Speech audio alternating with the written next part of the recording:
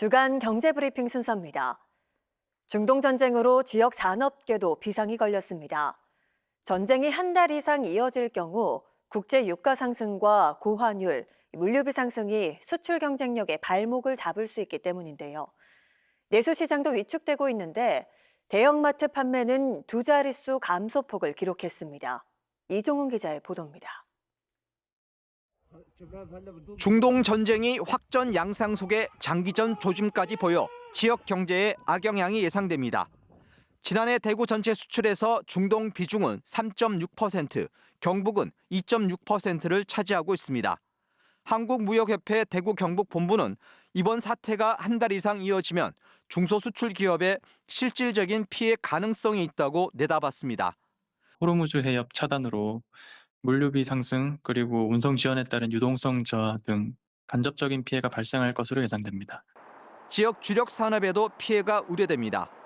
철강 금속은 중국과 가격 경쟁 심화, 기계 전선은 플랜트와 설비 수출 지연 가능성이 제기됐습니다. 자동차와 차 부품 수출 역시 현지 비즈니스 중단 우려가 있고 섬유는 원료 가격 상승으로 가격 경쟁력이 약화할 수 있다고 전망했습니다. 지난 1월 지역의 생산과 출하는 모두 늘었습니다. 동북지방데이터청에 따르면 1월 대구의 제조업 생산과 출하는 1년 전보다 각각 15.6%와 17.6% 늘었습니다. 경북도 광공업 생산이 3.9%, 출하도 1.5% 증가했는데 지난해 1월에는 설 연휴가 있었지만 올해는 없어 조업 일수가 늘었기 때문입니다. 건설 수주는 희비가 엇갈렸습니다.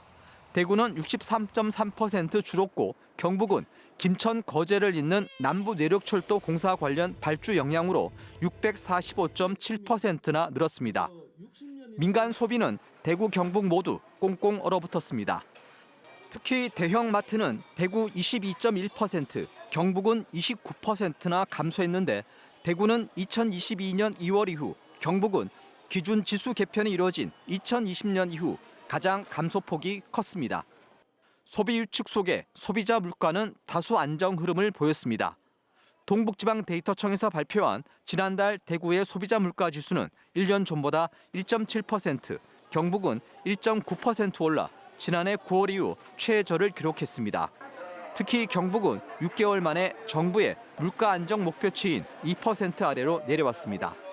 품목별로는 쌀은 대구 23.6%, 경북 17.8%, 돼지고기도 대구 경북이 각각 7.1%와 6.6% 뛰었고 보험 서비스료도 대구 경북이 14.9%씩 올라 물가를 끌어올렸습니다.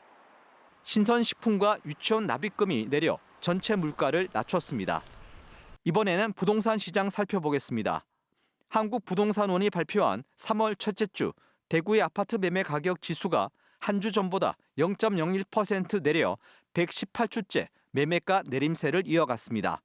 수성구와 동구가 각각 0.03%, 0.02% 올랐지만 서구와 달성군을 중심으로 하락폭이 컸습니다. 전세가격 지수는 지난주 대비 0.02% 올라 전세값은 23주째 상승세를 보이고 있습니다. 마지막으로 기업 동향입니다. HS화성이 케냐의 BRT 간선 급행버스 체계 도로공사를 수주해 아프리카 인프라 시장에 처음으로 진출했습니다. 이번 공사는 케냐 나이로비 외곽의 총 연장 10.5km 도로에 고가교 2곳, 강교 3곳을 포함한 토목공사와 BRT 정류장 13곳, 운영기지 등을 짓는 겁니다. 지금까지 주간 경제 브리핑이었습니다.